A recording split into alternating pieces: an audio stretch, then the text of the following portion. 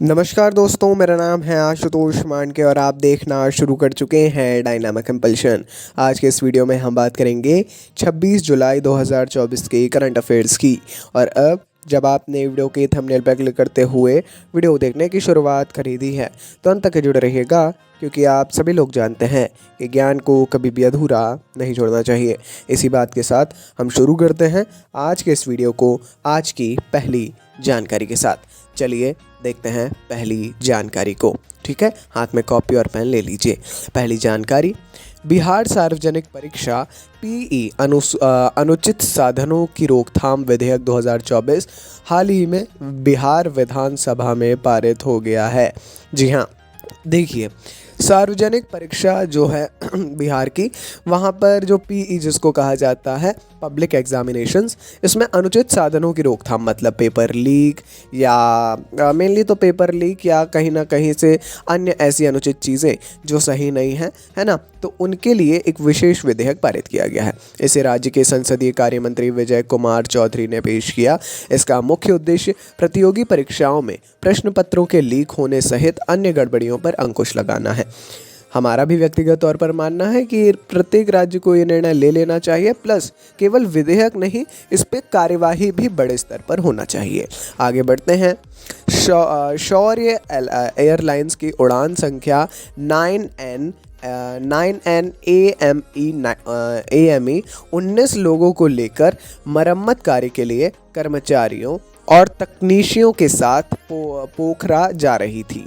इस दुर्घटना में विमान का पायलट बच गया और उसे इलाज के लिए काठमांडू मेडिकल कॉलेज ले जाया गया, परंतु बाकी सारे जो लोग थे उनकी मृत्यु हो गई है।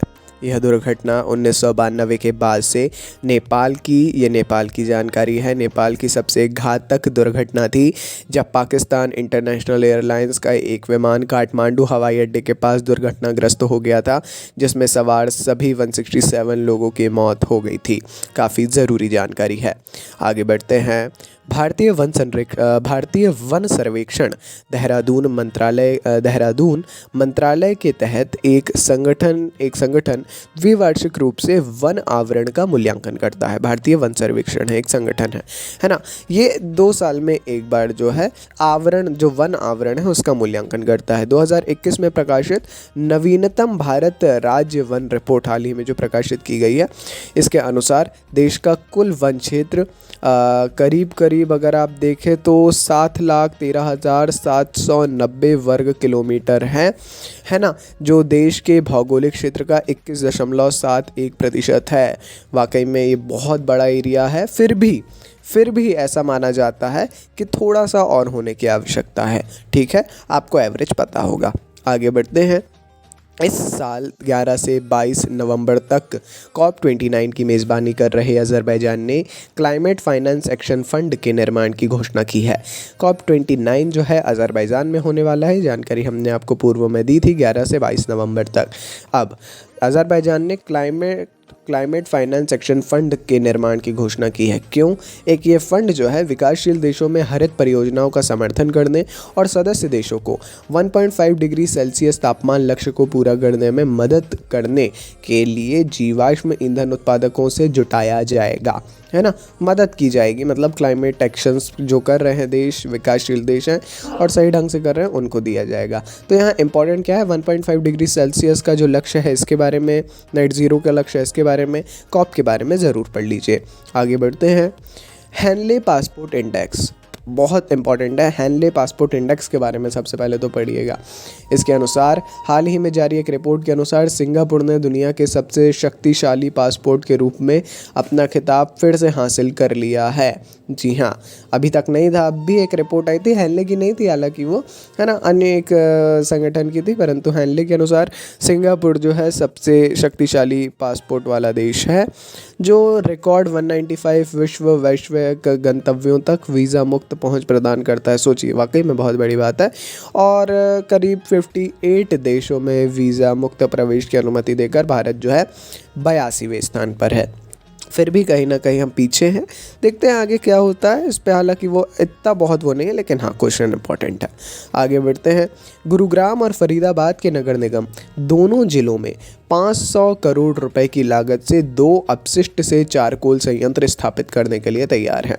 देखिए, वेस्ट टू वंडर या वेस्ट टू वेल्थ के अंतर्गत जो है, या RRR के अंतर्गत, स्वच्छ भारत मिशन के अंतर्गत ये सारी चीज़ें होती हैं, जिन्हें हरित कोयला संयंत्र भी कहा जाता है। हरित कोयला संयंत्र अपशिष्ट से चारकोल जो बनता है उसको कहते हैं, है ना। उन्होंने कहा कि ये संयंत्र स्वदेशी तकनीक का उपयोग करके प्रतिदिन 1500 टन कचरे को चारकोल में बदल देंगे। और कहीं ना कहीं ये बहुत बड़ी बात है और बहुत इंपॉर्टेंट जानकारी भी है। ठीक है, नाउ आप किस प्रकार इसको पढ़ते हैं ये आपके ऊपर है टोटली, है ना, क्योंकि जानकारी तो काफ़ी ज़्यादा इंपॉर्टेंट है, ये चीज़ आपने भी देख लिया है। ठीक है, तो ये जो स्वच्छ भारत मिशन है या वेस्ट टू वेल्थ का ये पूरा कल्चर है, ये बड़े स्तर पर अब चल रहा है। स्वच्छ भारत मिशन भी एक बहुत इंपॉर्टेंट रोल प्ले कर सकता है आपकी तैयारी में, खासकर करंट अफेयर्स में। लगभग कुछ ना कुछ ऐसी ढेर सारी गतिविधियाँ चलती ही रहती हैं, और यदि आप लोग उसको देखें तो विभिन्न प्रकार के कार्य निरंतर किए जाते हैं। तो आपको इस चीज़ को भी ध्यान में रखना होगा। चलिए जी, ये थी आज के इस वीडियो की अंतिम जानकारी। कोई भी कंफ्यूजन हो आपको किसी टॉपिक से रिलेटेड, किसी सब्जेक्ट से रिलेटेड, कमेंट सेक्शन में आप कभी भी पूछ सकते हैं। अपन मिलते हैं ऐसी ढेर सारी जानकारियों के साथ अगले वीडियो में। ऐसे ही सपोर्ट बनाए रखिए जी। नमस्कार। Dynamic impulsion.